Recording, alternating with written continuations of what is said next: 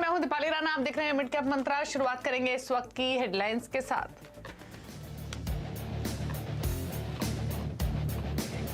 बाजार में खरीदारी का मूड कायम, निफ्टी और सेंसेक्स दोनों ने बनाया नया शिखर। आईसीआईसी बैंक, एचयूएल, रिलायंस ने भरा जोश। मिड कैप्स में आज मुनाफ वसूली का जोर।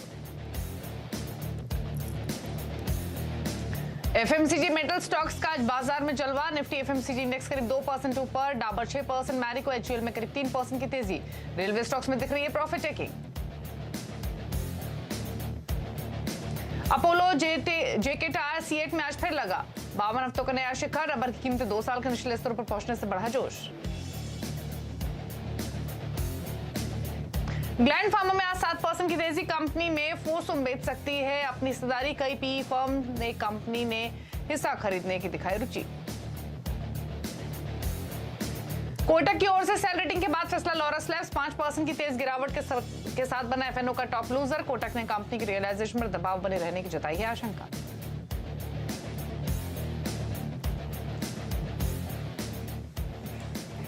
आप देख रहे हैं मिड कैप मंत्रा और बाजार में तेजी बरकरार। नए शिखर पर सेंसेक्स निफ्टी आज भी कारोबार करते हुए रिकॉर्ड हाइस पर। दिन के ऊपरी स्तरों पर फिलहाल निफ्टी कारोबार कर रहा है 18,655 के लेवल्स पर, ऑलमोस्ट डेज हाइस पर। सेंसेक्स में भी आधा % की बढ़त बनी हुई है। निफ्टी बैंक हालांकि उतनी मजबूती नहीं दिखा रहा है, लेकिन हरे निशान में यहां भी कारोबार होते हुए दिख रहा है। 1.5% और 150 अंक ऊपर है और मिड कैप्स में हल्का दबाव आज के सेशन में आपको दिखाई देगा। लेकिन पॉकेट्स काफी सारी है मिड कैप्स में भी, जो तेजी के साथ आज कर रही है कारोबार।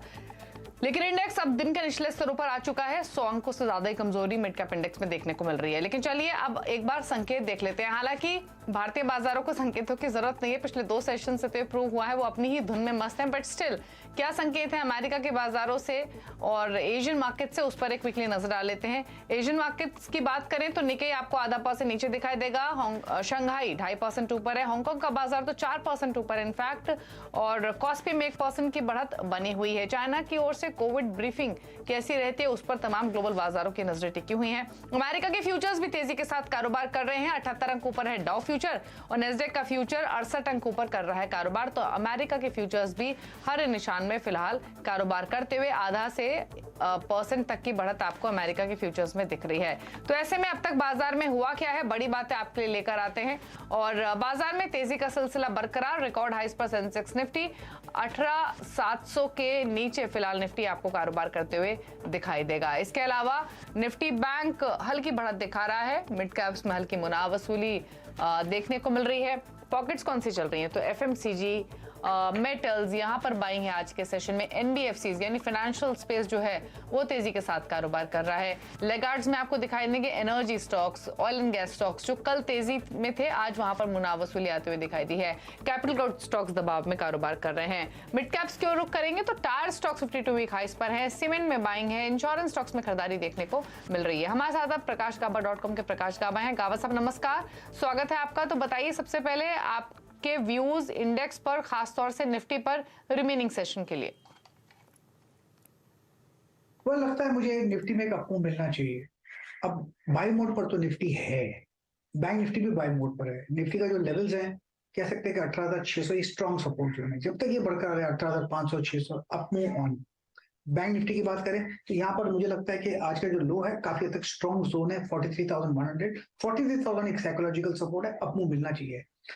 बस बाई डिप्स जब तक कि आज के लो बरकरार है, आज के लो निकल जाते हैं, वायलेट हो जाते हैं तो फिर दूसरी बात है, लेकिन अपमूव ऑन है। ओके, स्टॉक्स कौन सा आइडेंटिफाई किए हैं गाबा साहब?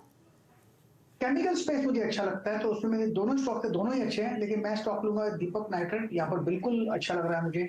बेस बना हुआ है, बेस के बाद जो अपमूव मिला है दीपक नाइट्रेट में, अब ट्रेड कर रहा है दीपक नाइट्रेट 2158 पर। पॉसिबल है कि अपमूव मिलना चाहिए। यहाँ पर 2200 के जोन आते दिनों में देखेंगे दीपक नाइट्रेट। एंटायर केमिकल स्पेस अच्छा लगता है मुझे।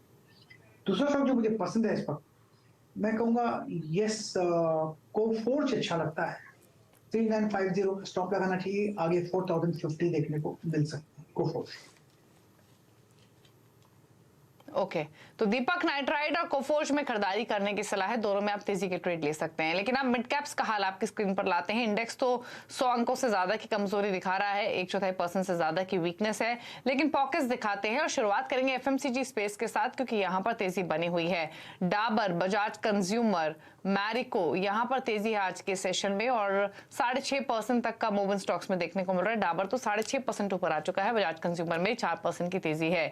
मेटल्स में सिलेक्टिव बाइंग है। नाल्को, जेएसपीएल, जेएसडब्ल्यू स्टील 1 से 2% की बढ़त के साथ कर रहे हैं ट्रेड। इंश्योरेंस स्टॉक्स में तेजी बरकरार है पिछले हफ्ते की और आज भी 10% ऊपर यूनियन एश्योरेंस, जीआईसीरी 3% ऊपर कर रहा है ट्रेड। साथ ही बैंक स्टॉक्स दिखाते हैं, जिसमें साउथ इंडियन बैंक, बंधन बैंक, आईडीबीआई बैंक 5% तक की मजबूती के साथ कारोबार कर रहे हैं। फार्मा में आज काफी खबरें हैं ल्यूपिन को लेकर, ग्लैंड फार्मा, लॉरस लैब्स को लेकर, लेकिन तेजी वाले स्टॉक्स आपकी स्क्रीन पर हैं। ग्लैंड फार्मा 8% ऊपर, ग्लेनमार्क फार्मा में 1% का मूव, जाइडस लाइफ, फाइजर भी 1% तक की बढ़त दिखा रहे हैं। सीमेंट में सेलेक्ट बाइंग है। Mid cap small cap category के शेयर्स, जेके लक्ष्मी सीमेंट 3.5% ऊपर, JK cement, Heidelberg cement, Sanghi industries में 1 से 2% की बढ़त देखने को मिल रही है। और आखिर में लेकर आते हैं टायर स्टॉक्स। रबर की कीमतों में जो हमने इंपैक्ट आते हुए देखा है, उससे टायर स्टॉक्स में तेजी आई है। जेके टायर, सीएट, अपोलो टायर यहां मजबूती है, लेकिन सबसे ज्यादा चहक रहा है जेके टायर। कल भी काफी तेज चला था वॉल्यूम्स के साथ, आज भी तेजी देखने को मिल रही है। जेके टायर पर ही गावा साहब की एक राय ले भी लेते हैं। गावा साहब बताइए, 2 दिन में अच्छा मूव दे चुका है, लेने चाहिए यहाँ प्रॉफिट से होल्ड करें? प्रॉफिट ले लेना चाहिए। तीसरा दिन है आज अपमूव का, एक परसों दिया था, कल दिया था और आज भी एक अपमूव है। जब 3 दिन अपमूव मिल जाता है, नॉर्मली प्रॉफिट जोन पे चला जाता है। यहाँ पर 200 है, एक जो ट्रेड कर रहा है, ये साइकोलॉजिकल रेजिस्टेंस भी है, मुनाफा ले लेना चाहिए, अच्छा लगता है, लेना चाहिए। ओके तो प्रॉफिट्स थोड़ा सा ले सकते हैं। 3 दिन की तेजी ऑलरेडी हो चुकी है, ट्रेडर हैं तो यहाँ थोड़ा सा आप मुनाफा बुक कर लीजिए। लेकिन आगे बढ़ेंगे और गैस पर जो किरीट पारेख कमेटी की आज बैठक है, उससे जुड़ी हुई क्या अपडेट्स निकल कर आ रही हैं सामने, उस पर बातचीत कर लेते हैं। लक्ष्मण रॉय हमारे साथ मौजूद हैं, क्योंकि सूत्रों की अगर माने तो कमेटी आज अपनी तरफ से गैस कीमतें फाइनल कर सकती है। लक्ष्मण बताइए क्या डिटेल्स है इस मीटिंग को लेकर? अब देखिए, ये बैठक अभी भी खत्म हो गई, जो कि किरीट पारेख की अगुवाई में बैठक चल रही थी। ये बैठक किरीट पारेख कमेटी के सदस्यों के बीच बैठक थी, जिसमें फर्टिलाइजर मंत्रालय के अधिकारी थे, ऑयल मार्केटिंग कंपनियों के अधिकारी थे और गैस प्रोड्यूसर्स एसोसिएशन के भी प्रतिनिधि थे। और ये बैठक अब से कुछ ही मिनटों पहले खत्म हुई है। हमारे सहयोगी आलोक वहां पे मौके पे हैं और अब ये कल संभावना है कि रिपोर्ट जो है सरकार को सौंप दी जाएगी। अब तक जो हमें सूत्रों से जानकारी मिली है, उसमें सबसे महत्वपूर्ण बात यह है कि इस पूरे गैस प्राइसिंग के फॉर्मूले में एक बड़ा बदलाव करने की सिफारिश करने जा रही है किरीट पारेख कमेटी। बड़ा बदलाव 2 हिस्से में होगा। पहला हिस्सा होगा 1 जनवरी 2026 से पहले का और दूसरा हिस्सा होगा 1 जनवरी 2026 के बाद का। 1 जनवरी 2026 से पहले किरीट पारेख कमेटी अपनी रिपोर्ट में 2 रास्ते सुझा रही है। पहला तो ये कि जो परंपरागत गैस फील्ड है, जहां से गैस निकाले जाते हैं, पुराने जो गैस फील्ड हैं, वहां से जो गैस निकल रहा है उसकी सीलिंग तय कर दीजिए, फ्लोर प्राइस तय कर दीजिए। फ्लोर प्राइस $4.5 पर MMBTU और सीलिंग यहाँ पे $6 करीब पर MMBTU, $6.5 पर MMBTU तय कर दीजिए। और हर साल दर साल $0.5 पर MMBTU इसमें बढ़ोतरी करते जाइए। और जो काफी डिफिकल्ट गैस फील्ड है, वहां से जो है अभी उसमें कोई बदलाव नहीं करिए, उसके लिए अलग ग्रुप भले ही आप बना दीजिए। लेकिन 1 जनवरी 2026 के बाद इस पूरे गैस प्राइसिंग को लिबरलाइज कर दीजिए, यानी ना तो सेलिंग प्राइस रहे ना तो फ्लोर प्राइस रहे, और सारे ऑयल गैस फील्ड को आप लिबरलाइज कर दीजिए। कुछ इस तरह की सिफारिश जो है किरीट पारेख कमेटी अपनी रिपोर्ट में करने जा रही है और ये रिपोर्ट कल सौंपी जाएगी जो संभावना है। और अभी भी कुछ देर पहले कमेटी की बैठक खत्म हुई है। तो कल किरीट पारेख कमेटी अपनी रिपोर्ट सौंप सकती है। आज की मीटिंग खत्म हो गई है और कल अगर ये सबमिट होती है तो देखेंगे क्या डेवलपमेंट्स फर्दर होंगी। लेकिन कल सबसे पहले हमने आपको एक्सक्लूसिव जानकारी दी थी कि गैस प्राइसेस को डीरेगुलेट करने को लेकर ये मीटिंग हो सकती है। स्टॉक्स का अगर आप हाल देखेंगे तो MGL, IGL थोड़े दबाव में है, गेल हल्की बढ़त दिखा रहा है, ONGC हल्की बढ़त के साथ कर रहा है ट्रेड। लेकिन कल हमने इस पूरे ही पैक में एक एक्शन देखा था। शुक्रिया लक्ष्मण आपका ये डिटेल्स बताने के लिए। तो कल रिपोर्ट जो है वो कमेटी सौंप सकती है एक अंतिम रूप देकर, तो उस पर नजरें बनी रहेंगी। एक राय ले लेते हैं इनफैक्ट गेल पर। ये हल्की बढ़त दिखा रहा है, 93 के आसपास ट्रेड कर रहा है, 0.5% ऊपर। उसके बाद ऑटो सेल्स नंबर्स की भी बात करेंगे। गाबा साहब गेल के स्टॉक को देखिए एक बार और बताइए क्या व्यू होगा आपका?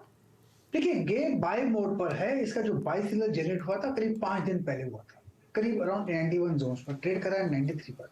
मुझे लगता है कि नेक्स्ट टेक्निकल टारगेट गेल पे है 95 के आसपास है, स्टॉप होगा 92 का, तो 22 जोन पर है, खरीद सकते हैं बिल्कुल 95 के टारगेट के लिए, तो रिस्क रिवॉर्ड रेशियो भी फेवर में। ओके, बाय ट्रेड इनिशिएट गेल में किया जा सकता है, 93 के आसपास कर रहा है ट्रेड। लेकिन अब बात करते हैं ऑटो स्टॉक्स की, ऑटो कंपनीज के ऑटो सेल्स नंबर्स की। यतिन हमारे साथ मौजूद हैं क्योंकि कैसे नंबर्स रह सकते हैं नवंबर मंथ के, उसका एनालिसिस करके यतिन आ चुके हैं। यतिन बताइए कैसे नंबर्स रह सकते हैं? देखिए, परसों ऑटो सेल्स की बिक्री के आंकड़े आना शुरू हो जाएंगे और जहां तक कि नवंबर महीने का सवाल है, ऑब्वियसली थोड़ा बहुत फेस्टिव सीजन का लैग से डिमांड आना, और इन जनरल हम देख रहे हैं कि जो प्रीमियम हैचबैक्स हैं, प्रीमियम सेडान्स हैं, वहां डिमांड बहुत अच्छी रही है। थोड़ा बहुत पीक से डिमांड आपको कम होती हुई नजर आ रही है स्मॉल कार सेगमेंट में, ट्रक बसेस सेगमेंट में, क्योंकि पिछले साल का बेस भी ज्यादा है और कंटिन्यूसली यहाँ ग्रोथ देखिए तो कहीं ना कहीं थोड़ी बहुत डिमांड में कूल ऑफ आपको इन सेगमेंट्स में देखने को मिलेगी। टू व्हीलर सेल्स आप एक्सपेक्ट कर सकते हैं थोड़ी बहुत स्टेबल रह सकती है डोमेस्टिक मार्केट के लिए। लेकिन जहां तक कि आंकड़ों का सवाल है, शुरू करते हैं कमर्शियल व्हीकल प्लेयर्स के साथ, जहां अशोक लेलैंड की बिक्री लगभग 34% बढ़ने का अनुमान है, लगभग 14,000 यूनिट्स वो नवंबर के महीने में बेच सकते हैं, ऐसा नोमुरा का एस्टिमेट है। इसके अलावा टाटा मोटर्स लगभग 73,000 यूनिट्स से थोड़ा ऊपर बिक्री के आंकड़े में पहुंच सकता है, ये लगभग 18% की ग्रोथ होगी।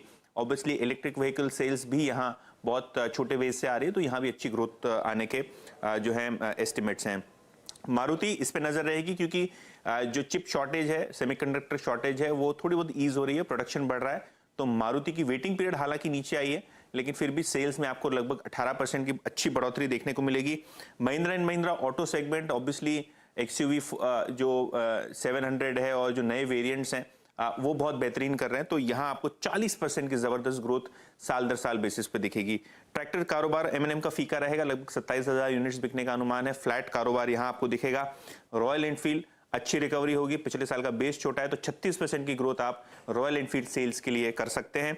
इसके अलावा अगर हम बजाज ऑटो की बात करें तो एक्सपोर्ट मार्केट्स वीक हैं अभी भी, खास करके नाइजीरिया, श्रीलंका, 14% की डिक्लाइन यहाँ एक्सपेक्टेड है। शायद ये एक ही ऑटो कंपनी है जहां नेगेटिव आपको ओवरऑल ग्रोथ आती हुई नजर पड़ेगी नवंबर के महीने में। और हीरो मोटोकॉर्प और टीवीएस मोटर्स यहाँ भी शानदार परफॉर्मेंस रहेगा, खास करके हीरो मोटोकॉर्प लगभग 14% की ग्रोथ यहाँ आने का अनुमान है। तो कहीं ना कहीं जहां तक कि टू व्हीलर स्पेस का सवाल है, डोमेस्टिक मार्केट में आपको अच्छा खासा बाउंस बैक दिख रहा है, खास करके रूरल मार्केट्स में। ओके, तो टीवीएस मोटर्स, हीरो मोटो के नंबर्स बेहतर रह सकते हैं, इन दोनों स्टॉक्स पे नजरें रहेंगी और पैसेंजर व्हीकल सेगमेंट के नंबर्स पर भी फोकस होगा। लेकिन टीवीएस पर एक राय ले लेते हैं क्योंकि एक आउट परफॉर्मर ये रहा है स्टॉक, नए हाई छूने के बाद थोड़ी प्रॉफिट टेकिंग भी आई है। अब क्या करना चाहिए लेवल से, गावा साहब की राय लेते हैं। गावा साहब बताइए टीवीएस मोटर्स पर आपके कमेंट्स। पर कल इससे बाय सिग्नल जनरेट हुआ था, आज वो नेगेट हो चुका, तो प्रीवियस जो सेल सिग्नल था आज भी मेंटेन कह सकते हैं कि अब तक डाउन मूव है। जब तक ये 1060 पार नहीं करता तब तक बाय नहीं है। 1060 पार कर ले तो एक खरीदारी का मौका बन जाता है टीवीएस का। ओके, तो 1060 क्रॉस करेगा तो एक खरीदारी का मौका होगा। फिलहाल स्टॉक थोड़े प्रेशर में आपको दिखाई दे रहा है और दिन के निचले स्तरों के आसपास ही इनफैक्ट फिलहाल ट्रेड कर रहा है। अब बात करते हैं एफएमसीजी की। गाबा साहब, डाबर में बताइए क्या करना है। ये डाबर जैसे स्टॉक यूजुअली इस तरीके के मूव्स नहीं देते हैं, ऑलरेडी 6.5% ऊपर है, जिनके पास भी हो पोजीशंस वो क्या करें? प्रॉफिट बुक करना चाहिए क्योंकि डाबर ने बाय सिग्नल जनरेट किया था समय अराउंड 555 5 दिन पहले, उसके बाद आहिस्ता आहिस्ता चला और आज एक अपमूव मिला। जिस दिन बोनस मिले, गिफ्ट मिले, आप उस दिन प्रॉफिट ना ले तो किसी और को ब्लेम करने की क्या जरूरत है। अगर आप ट्रेडर हैं तो प्रॉफिट बुक करना चाहिए, अगर आप ट्रेडर नहीं है आप होल्ड कर सकते हैं। 620 ही आएगा लेकिन उसे वक्त लगेगा। अगर साइडवेज मूव आता है तो घबराओ मत, फिर ये आपको तय करना है आप ट्रेडर हैं या थोड़ा मीडियम टर्म से खेल रहे हैं। चलिए, इस बीच एक बैंक ऑफ इंडिया के स्टॉक को लेकर आते हैं। सरकारी बैंकों में तेजी हमने लगातार आते हुए देखी है। अब कई स्टॉक्स में वो तेजी थमती हुई दिख रही है, लेकिन इस स्टॉक को देखिए, ये पिछले कुछ समय में चला है और अब 5% की तेजी के साथ दिन के ऊपरी स्तरों पर आकर कर रहा है ट्रेड। गावा साहब, कोई अपॉर्चुनिटी दिख रही है क्या बैंक ऑफ इंडिया में, या फिर ऑलरेडी जिनके पास पोजिशन हो वो क्या करें? बैंक ऑफ इंडिया में मेरे ख्याल से अपॉर्चुनिटी है, काफी हद तक अपमूव ऑन है। 82 का स्टॉप लगाना चाहिए और राइड करना चाहिए। 85 ट्रेड कर रहा है, हो सकता है 90 पे चला जाए। You can say yes by mode पर है बैंक ऑफ इंडिया। आप देख रहे हैं मिड कैप मंत्रा। बाजार में बढ़त बरकरार, रिकॉर्ड हाइस पर बाजार कारोबार करते हुए और आज के सेशन में metals, FMCG full support land करते हुए दिग्गज आईटी स्टॉक्स भी सहारा दे रहे हैं। लेकिन कुछ खबरें आपको बता दें, किसानों के लिए कीटनाशक की उनके घर पर डिलीवरी हो सकती है। सरकार ने कीटनाशक नियमों में बदलाव करते हुए ई कॉमर्स वेबसाइट्स के जरिए कीटनाशक बेचने को कानूनी तौर पर मंजूरी दे दी है। और इसी खबर पर और डिटेल्स के साथ असीम मनचंदा है। असीम, बताइए क्या खबर है, क्या डिटेल्स हैं? देखिए, सरकार ने कीटनाशक एक्ट में बदलाव जो है वो किया है। अब जो भी कीटनाशक कंपनियां या लाइसेंस धारक है वो ग्राहकों को सीधे सीधे होम डिलीवरी जो है कर सकते हैं। अभी ये पहले जो अलाउड नहीं था, लेकिन फिर भी चोरी छिपे जो है काम जो है थोड़ा बहुत जो है चल रहा था। लेकिन अब इसको पूरी तरह से कानूनी तौर पर मान्यता जो है मिल गई है। यानी कि अब ई कॉमर्स वेबसाइट बना करके जो कंपनियां है सीधे सीधे ग्राहकों किसानों से ऑर्डर जो है ले सकती है, या फिर जो ऑलरेडी एग्जिस्टिंग प्लेटफॉर्म है चाहे अमेजन हो या फ्लिपकार्ट हो, उसके जरिए ये अपना कीटनाशक जो है किसानों से सीधे उनकी होम डिलीवरी जो है कर सकती है। तो इससे 2 से 3 फायदे होंगे। एक तो पहला कि किसानों को घर बैठे डिलीवरी जो है वो मिलेगी। दूसरा ये कि इससे कंपटीशन जो है वो बढ़ेगा, जिससे कि किसानों को ज्यादा डिस्काउंट जो है मिलेगा, तो उनके लिए कीटनाशक सस्ता होगा। अगर मैं तीसरी कंपनियों की बात करूं तो कंपनियों को भी लगता है कि उनकी बिक्री जो है बढ़ेगी और इस पूरे सेक्टर में ज्यादा इन्वेस्टमेंट जो है वो आएगा। तो कंपनियों भी इस नियमों को लेकर के काफी खुश है कि सरकार ने बदलाव कर दिया और अब कीटनाशक की सीधे होम डिलीवरी जो है ई कॉमर्स वेबसाइट के जरिए की जा सकती है। ओके, तो चलिए, कीटनाशक की अब होम डिलीवरी होगी, इसको सरकार ऑफिशियली कर सकती है और कंपनी को लाइसेंस के नियमों का पालन करना हालांकि जरूरी होगा। लाइसेंस वेरिफिकेशन की जिम्मेदारी ई कॉमर्स कंपनीज की होगी। शुक्रिया असीम आपका ये डिटेल्स बताने के लिए और इम्पोर्टेंट खबर इनफैक्ट। चलिए कुछ और शेयर्स पर राय ले लेते हैं। और बैंक्स का तो हमने जिक्र किया ही, लेकिन इसके अलावा आपको इंश्योरेंस स्पेस में काफी एक्शन दिख रहा है। गाबा साहब, आईसीआईसीआई प्रूडेंशियल हो, न्यू इंडिया एश्योरेंस हो, जीआईसी री हो, इन स्टॉक्स में तेजी हम कांस्टेंट देख रहे हैं। न्यू इंडिया एश्योरेंस तो इनफैक्ट काफी चल चुका है महज पिछले हफ्ते और आज के इस हफ्ते के अप मूव में। कोई स्टॉक इस पॉकेट से अच्छा लग रहा है इस रनअप के बावजूद भी? न्यू इंडिया एश्योरेंस जो है इसने 100 जोन जो पार किया है, दिल से पार किया on high time frame basis. तो मुझे लगता है ये बाय मोड पर है, थोड़ा वक्त लगेगा, 130 तक जाना चाहिए। ट्रेड कर रहा है 111, तो 20 रुपए की तेजी अब भी है, लेकिन वक्त लगेगा। Expansion contracts on the way होते रहेंगे।